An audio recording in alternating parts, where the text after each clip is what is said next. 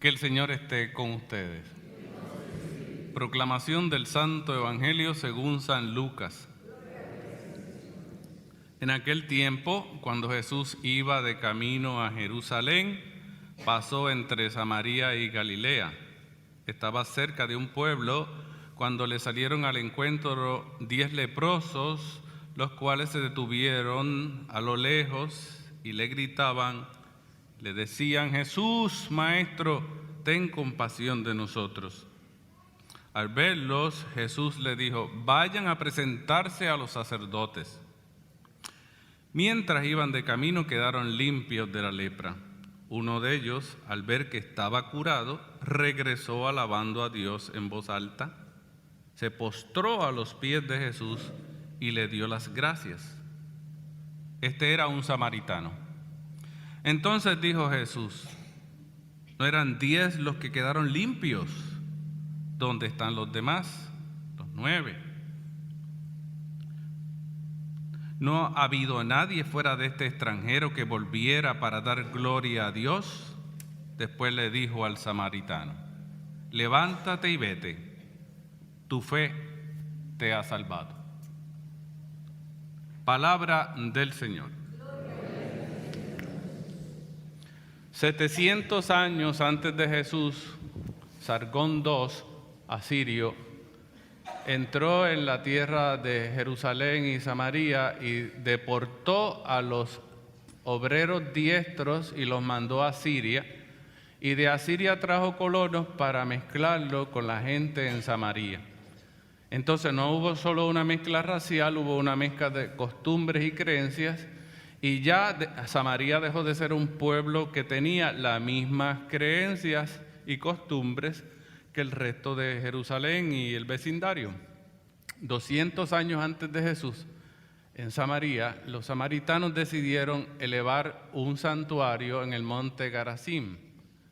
Y esa era una contraposición al monte en Jerusalén. Entonces era como decir, nosotros nos estamos ahora distinguiendo como una creencia y una religión de igual categoría que lo que es Jerusalén.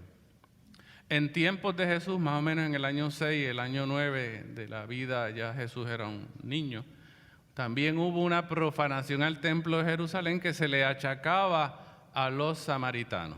Quiere decir que los samaritanos habían razones profundas, antiguas e importantes, por lo cual los samaritanos eran vistos como gente que creían otras cosas y que contaminaban la fe.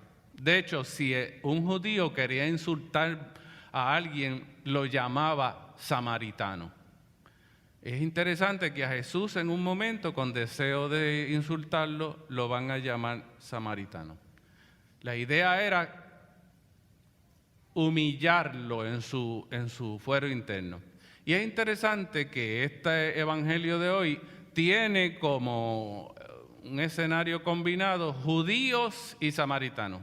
Es importante porque el tema central está en relación a eso. Algunos escrituristas se cuestionan si esto sucedió así o fue un acomodo de la escuela lucana, o sea, del Evangelio de Lucas, que también es autor de Hechos de los Apóstoles, para traer una enseñanza a la primera comunidad cristiana instituida, y es que cuidado, la fe no consiste y la salvación no consiste en ser de un pueblo escogido solamente. Hay que dar una respuesta en consonancia con la fe.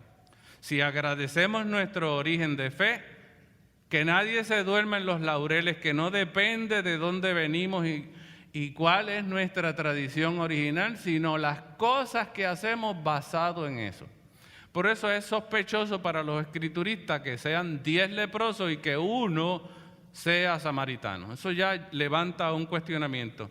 Es sospechoso que ese samaritano camine con otros 9 leprosos porque no se veía así. Claro, uno podría decir, oye, pero es que la enfermedad, como el tiempo y como la muerte, son de los grandes igualadores de nuestra condición.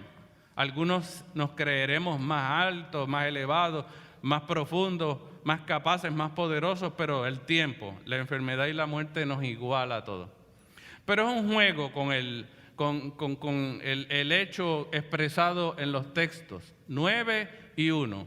Quiere decir que aquí hay un planteamiento que es fundamental. Vienen estos 10 leprosos que van caminando y hay un paralelo entre el Evangelio y la primera lectura. También en caso de Eliseo hay unos leprosos un leproso que camina, aquí ya no son 10, es uno, y pide la sanación, está dispuesto a hacer lo que sea porque una creyente judía le ha dicho que el profeta puede ayudarlo. El profeta no lo recibe, pero le da unas instrucciones: báñate 7 veces. Claro, es una cosa interesante saber que cuando en la Biblia se habla de lepra, es cualquier enfermedad de la piel. No es el virus de lepra que aparecerá definido por los científicos entre el siglo XI y XII, donde es una condición grave, difícil de curar, si es que es curable, posiblemente en muy pocos casos es curable. Cuando en los evangelios hablan de lepra, es cualquier marca en la piel que puede ser curable. Y por eso es que cuando alguna gente, usando algún método, como puede ser higiénico, bañarse suficientemente, inclusive en aguas que tienen algunas cualidades curativas, las personas se curaban, pero ¿quién tenía que certificar si se curaron o no? Pues los sacerdotes, porque esta enfermedad tenía una carga moral. Era una condición también vista como de la falta de la presencia de Dios en la vida. Esta enfermedad implicaba no solamente una cuestión de salud, sino pecado. Por tanto, los responsables de decir si se sanaba o no se sanaba a alguien eran los sacerdotes, porque trabajaban también el tema de la fe, del pecado, de la moralidad. En aquel caso de la primera lectura, 7 veces báñate y serás curado. En este caso, pasan estos 10. Interesante porque estos 10 leprosos no conocen directamente a Jesús. Habrán oído algunas cosas de Él. Es otro curandero más que había, como habían otros. Jesús no era el primero ni era el único, y en el tiempo de Él había otra gente que también curaba. Y dijeron, bueno, si este ha hecho grandes milagros, ojalá que también nosotros nos cure. Así es que, Señor, acuérdate de nosotros. Implica un deseo de ser curado y es una súplica. Es obvio que es una súplica. Y el Señor tampoco lo recibe. Es curioso, pero sí les dice, vayan a donde los sacerdotes. No le estableció un diagnóstico claro, ni siquiera un proceso de sanación, un tratamiento. No le dijo, báñate tantas veces en tal sitio. No. Sin embargo, aquí hay un reto de la fe. Ellos que quieren ser sanados, caminan. Y si caminara entre ellos, si uno se hiciera uno de esos leprosos y caminar entre ellos y dice, bueno, pero es que no me ha dicho mucho y no me ha propuesto tratamiento ninguno, pero bueno, porque Él lo dice, lo voy a hacer. A final de cuentas no tengo muchas alternativas. Pero ¿qué haré cuando entre al pueblo?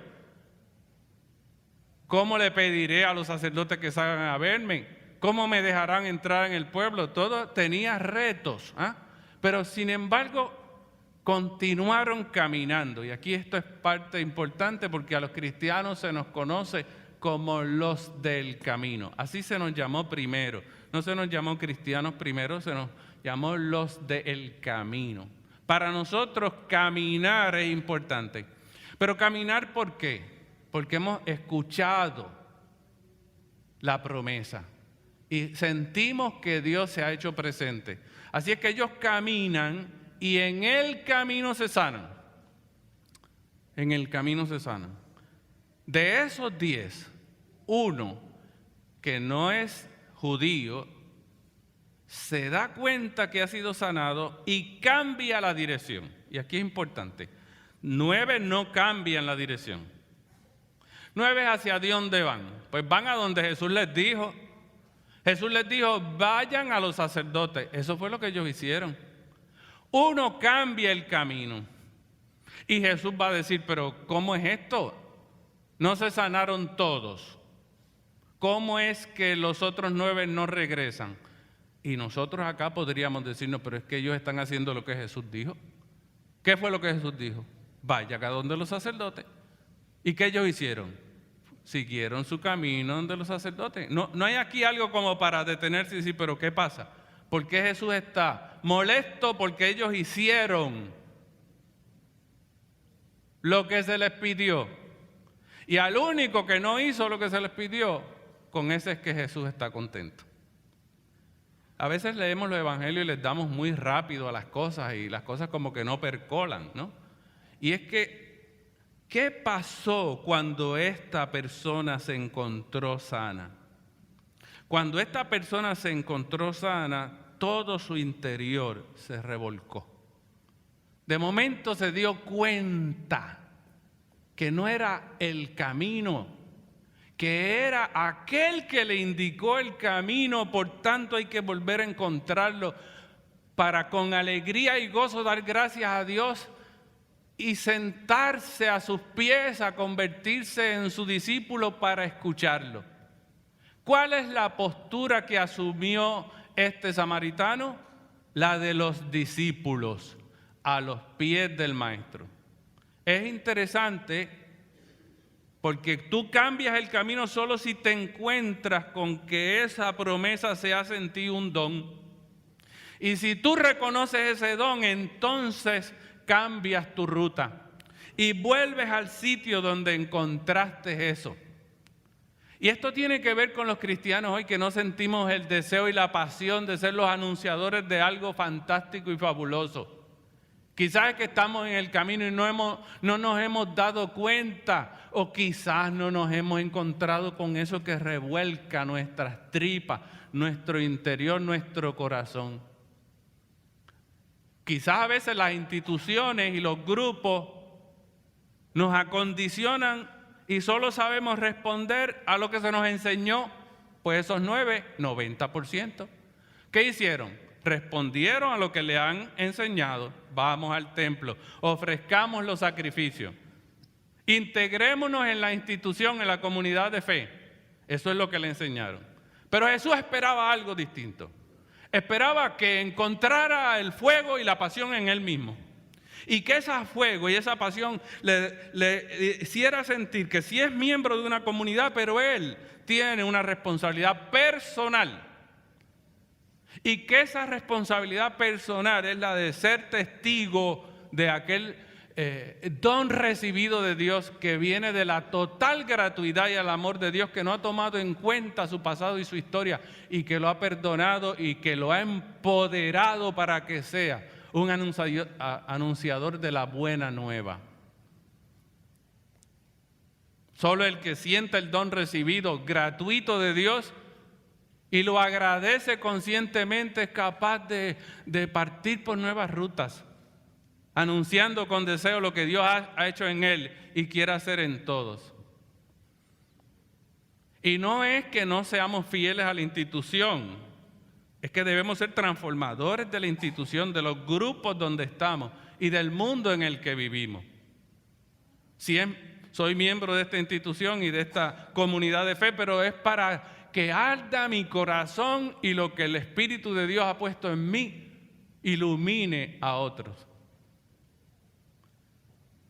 Él regresa a donde Jesús, y qué cosa que Jesús no le dice, ve a los sacerdotes, le dice, levántate, tu fe te ha salvado, vete en paz. ¿Y a dónde iría él? ¿Iría a su comunidad? ¿Se encontraría con su familia? ¿Iría a Samaria? ¿Y qué haría en Samaria? Pues ser un testigo, un misionero. Porque a los pies de Jesús se convirtió en discípulo, pero no basta con ser discípulo. Hay que salir a caminar, hay que ser misionero y testigo del amor de Dios. Quizás en un futuro nos enteraremos qué hizo y cómo ayudó en su comunidad de fe. Quizás cuando nos encontremos todos en la casa del Padre nos pueda decir cómo construyó su vida alrededor de otros y ayudó a su pueblo a ser mejor. El Evangelio nos pide hoy a nosotros ser hombres y mujeres apasionados, que en el camino de la vida nos hemos encontrado con la promesa,